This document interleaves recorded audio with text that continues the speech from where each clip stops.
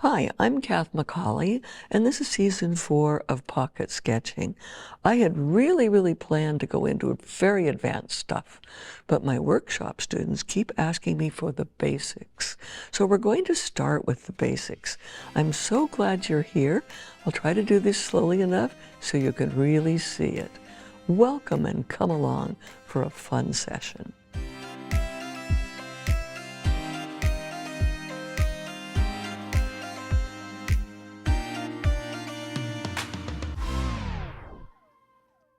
I teach workshops, and I've asked students, what do they really want to see?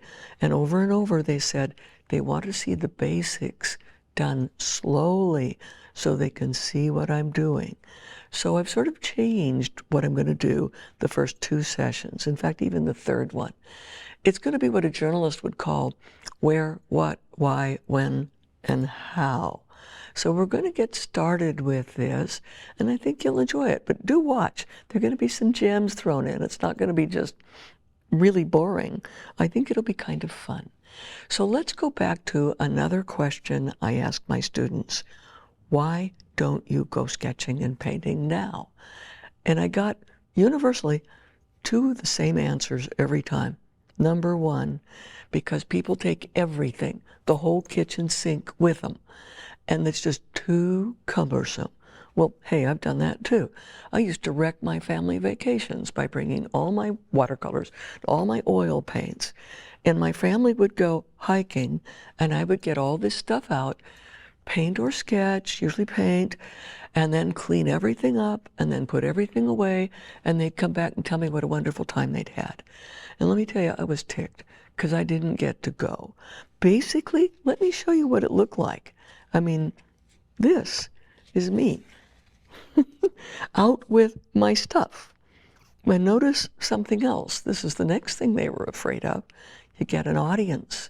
The minute you put out an easel or a table, they're going to come in like flies. And if you don't want to be seen, you don't want to make a really bad painting that everybody knows about, you do not want an audience. And I was sketching with India ink. Let me show you what it's like. This is an India ink sketch. Now, if you want the shades down here, India ink dries immediately. So let me show you what happens. You try to get this to go into solution. Nothing is going to happen. And you have to get adroit at a really interesting little technique. The thing that you dip in the ink, I'll pretend this is ink. The thing that you dip in the ink, you have to be very fast. And this is a craft.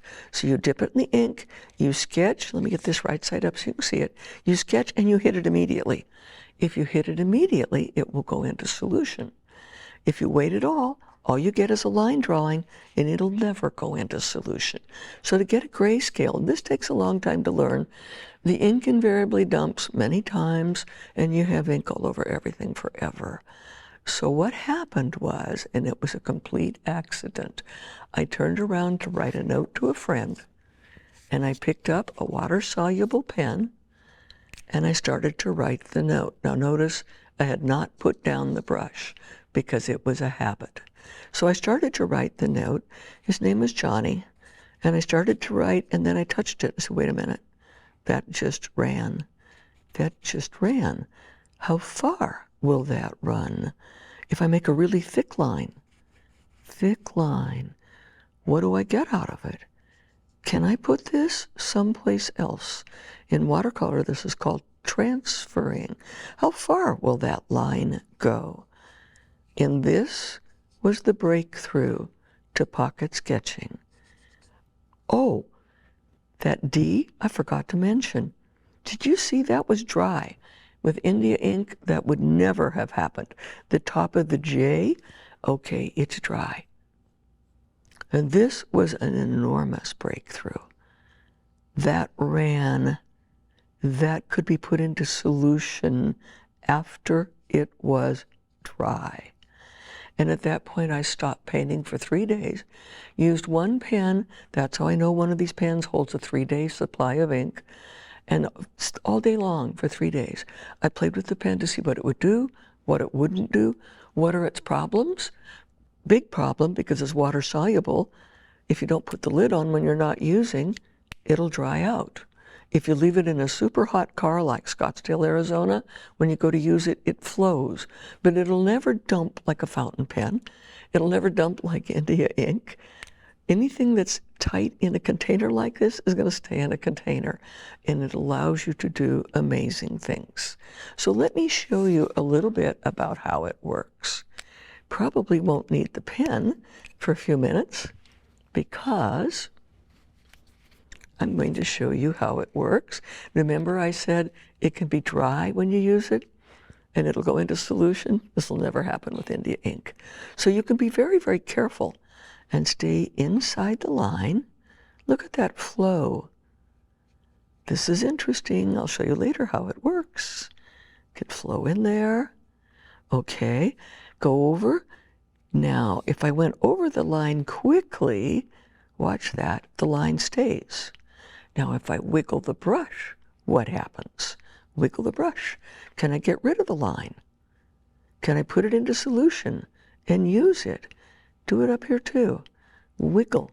Get different depths, different amounts of ink. A little bit of the line stays. If I wiggle on it right away, it'll go away. I can do it down here too. Go over it fast, the line stays. Wiggle, throw it into solution.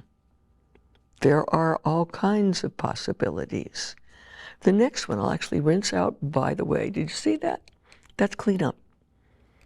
With regular watercolor and oil paint, you clean everything every single day, all the way. It takes time. Now I wanted a reinforced line. So basically this line is 3 lines like that, all put together in one. So now I'm on that line, I'm picking it up. Now watch when I come over here. Let's see, try a horse. Go back and pick up some more. Put a head on him. There you go, put ears on him. Put front legs on him. I'm picking it up here and putting it over here. A tail, a hind leg, may not be too accurate, but I can transfer it from here and use it to draw with. That's a bit of a surprise. So it doesn't even have to be here. I can pick this up and transfer it. So many different ways to work on this. Now this is wet. If I don't want to make it transfer onto the table, let's say I have a white tablecloth, put something below it that is uneven and drape the paper over that. However, I want to use this side of the paper. So I'm going to put something else under it so I can go flat. Don't want to, yeah, I can put that down. I don't even need that. Now, let's see what happens. These are drawings that I previously did. This is what I like to call it a virgin line, ready to use. So all I have to do is pick up some water and watch what happens. Pull the line away, making background. It works. Now, if I want a little bit more, I've put ink on the door. I have ink. I can get more. Put some down here. Now I have a white building against a dark background, and I've got windows, and that's done. Notice it's the side of the brush, not the tip in this case. We'll get to the tip later. Don't touch it if you don't want it to run. I've not touched that line. So now let's go on to another one. I'm going to add a tree this time. This line is reinforced. I put extra ink on it, just like I showed you before. I'll hold that down to make sure it stays out of the way. So here comes the base of the tree. The base is darker than the top. And as the ink goes onto the paper, there's less in the brush, and I get lighter ink, as if the tree were lighter. Now I can do anything I want with the rest of this. I can transfer more ink from the door, make the bottom still darker. See how that works? And have the top be lighter. Carry this one out if I want. Could have a dark roof, but it's, oh, here comes the eaves. This came out of that too. And the eave here. See how that works? Oh, a window? Watch a window get made. There's a window. Forgot to do it on that one.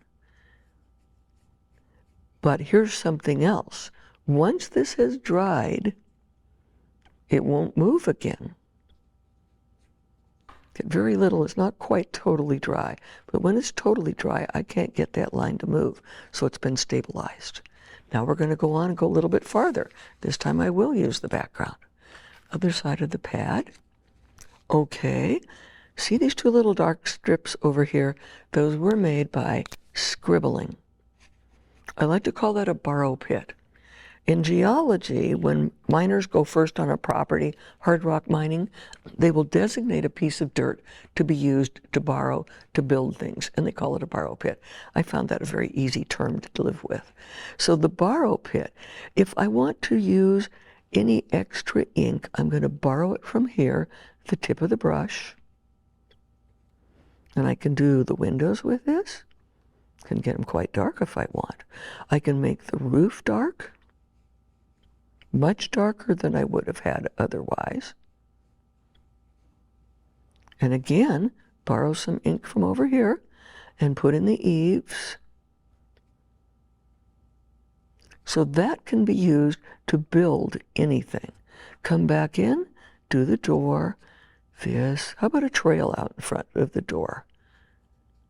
That's all coming out of transferring. Now we're going to do one at night. This is going to be kind of interesting. I have a little ink left in the brush. I'm going to put a moon up here first so I know where it is. There's a moon. Okay, now I'm going to borrow ink again. Once this is dry, by the way, I won't be able to borrow from there, but I can borrow from here. So I'm going to come up and put in a dark sky. I'm going to make it plenty dark. Pick up the dark on the outside of the house. Pick up some up here.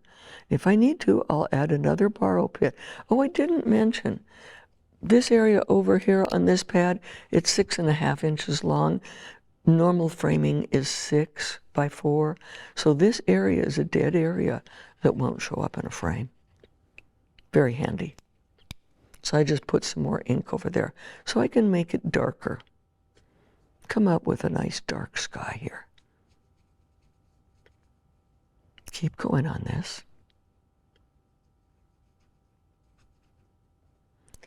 And then the top of the house is light, the roof's light, but all of this is in shadow. Let me get some more ink, as much as I might need. And the windows this time and the door are light. A little bit different there, because it's night, and they could have light coming through. How much light? A little bit more at the top than at the bottom. See how effective it is? How much you can play with just borrowing something from over here and putting it here. But wait, there's more. I love the wait more. Do another one. This time, clouds. Now, you don't have bottoms like this in clouds. You have that, you're going to get the standard grade school cutout. Like that.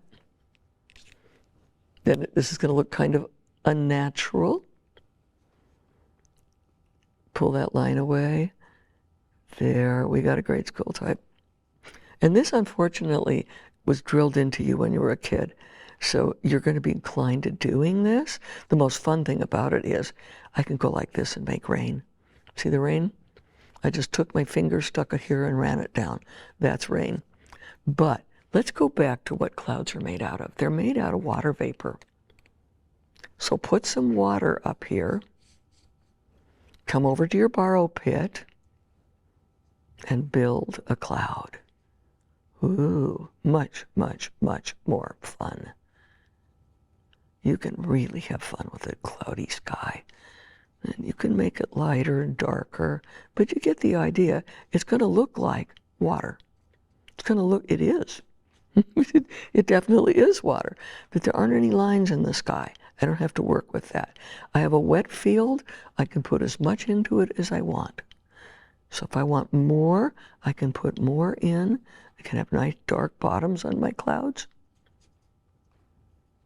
And again, I can have the door. I can use that for still more. This is a stormy sky. Then I can put something there and then wiggle the windows and put in under the eaves, and you've got yourself a nice little house. Now I can take this from here, of course, and go over here and draw with it. Yeah, well, that's good. Oh, by the way, you can correct things too. Just hide that. See it hide? While it's wet. Once it's dry, you can't do that. But while it's wet, you can hide all kinds of things. You can move things and still see them. Then must I say, but wait, there's more. It's kind of fun setting this up. So now, here comes your first perspective lesson. I have mountains and I have foothills. So if I want something behind the mountains, watch. Here's the sky. And it's cloudy. Now here come the foothills. Push against these lines. Doesn't matter what the lines look like. What's important is there are more lines per running inch here than back there, so that this comes forward on contrast. Contrast between light and dark. So if this has greater contrast, it will come forward. It'll diminish the back. I can even add a little bit of shading back here, but this still is stronger in front. Pick up a little bit here. Use it for shading back there. But make it not as strong as this is. This comes forward. And then we play a little bit farther. On this one, I put an extra line in for shadows. So let's watch that line. If I stay in the lines and I'm very careful, it'll be boring. Instead, if I wiggle the brush, see how much I can get out of it, it gets more interesting. Don't worry about that. Now, if I want to do the sky behind it, this is awkward. Turn the pad around, and this will be far more interesting. Run the brush. It's loaded with water. Oh, by the way, this is a bigger brush than comes in your set. I want you to see what I'm doing, so I'm using this brush. Now see that sky work up? Things are going to happen. Anything that happens by accident, don't move it. It's advanced watercolor and it's fun. Now, next, I'm going to come down here, but here's a new step. I want to add color. Clean the brush, that was it. I'm going to pick up some plain green, and I want you to see what happens. You add the color. Let's get enough color to make this work. Put some color in that's clean.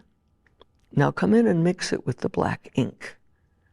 The viewer is going to think that this is all green too, because they can see that. You don't need that much color. Now and then add a little bit. That's your only pure color. I've got ink in the brush. This is already crudted up with ink, but the viewer thinks it's green because of that. And here's my tree line. Notice it has far more contrast than the mountains. Contrast between light and dark. So the viewer sees it as coming forward and being closer to the foreground. Now there's still more. Color. Color has perspective too. So to begin with, now I'm going to have the progression of color. In the very background, and I need to be sure this is light. Very background, everything goes to blue. And it can get to be a very light blue, but it all goes to blue back there. And you'll have, some of the lines will run a bit. Then as you get into here, you're going to have blue and some red. Let's see how this works. Too strong. Rinse. If necessary, lift. See that come off? Stick it in the water. Now this should be enough to color all three of these. And when I hit that black line, It's going to go darker on the shadow side. And I'll do it over here next. Coming back over, doctoring that up a tad. You can change the outline at this point if you want to. The middle ground, I'm going to go from blue into green as quickly as possible. So we're going to have a little green back there, not much, and go into green here.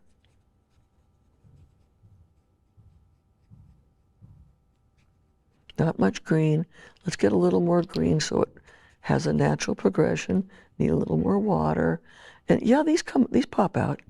If it really bothers you that you pop out, you can put double-sided sticky, Scotch tape under them. That probably takes the least amount of room. When they get dirty, they stay in beautifully. Don't be too clean. And then in the middle ground, you can have red. So here's a bit of red working in. And in the foreground color is yellow. And it's down here. Yellow comes forward. And then in the foreground, you can also have detail. Now I'm going to the point of the brush. And now I'll have some detail. I'll just use this. It's here. Use it. Detail goes in the foreground. Point of the brush. Yellow's in the foreground. And this is kind of fun. I'm stealing this from Bob Ross. He used to do this in his foregrounds to make them pop forward. I want this brown. He put a big old tree, anchored it into the ground. Need that to go darker.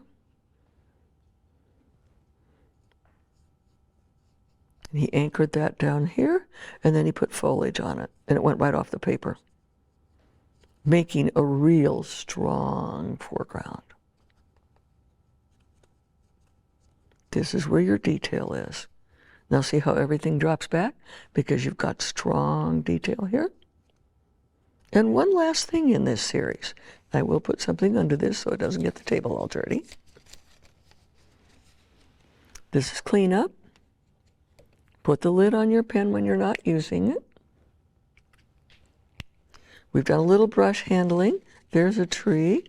And on this one, when you don't want it to invade, let's say I want to do a little bit of skin. It's this and this. If I try to put this here, I'm going to get a gray face. Same colors over next to this. Ooh, it's a little bit too pink. Lift it off. It won't run because this is stabilized. Here I got gray. So that's basically the real basics. This should be yellow ochre and alizarin crimson. I'll make it a little bit more like skin. But over here it went gray because all those lines were available to run in. Here the lines had been wet. They were not available to run in. They were already stabilized. If I were to put fresh ink in here, I'm going to get a gray face. So you want to be able to have those lines already set, already used. If they're already used, they're not going to come back and get you. You see the difference in this one? They were fresh, virgin lines, and they ran in and turned this gray. That'll be a very important thing for you. And this again, that's cleanup. That's all there is. So simple compared to all that stuff when I was using gobs of equipment out in the field. So what are we going to do next time? Next time I'm going to show you how to be really, really portable and how to be invisible. These two happen to be very, very important, and it goes along with what we've done this time. So the pen line, it's a bottle of ink ready to be used. The pen line is the skeleton of the sketch, like this. See the bottle of ink ready to be used? Skeleton of a sketch. It's the source of your value scale. Right here we're light. Right here I'm dark. And it comes forward. So you've got perspective and how to use it all in one go round. And then this is cleanup without hours, and you are ready to leave in just minutes. If I were to do something like this, do a quick sketch, look at that. The lines are on the paper, it's ready to go. Next to it, it's all a play of light against dark. This is actually a setup for a stream. And it's all already on the paper. Rather amazing. So come along next time and enjoy this with me. And happy sketching.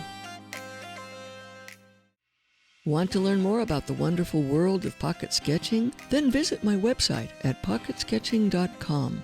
We have so much there for you to explore, including free tips and training videos, the pocket sketching supplies, photo galleries, and how to access additional training. All this and more is available at pocketsketching.com. Learn enough to play for a lifetime.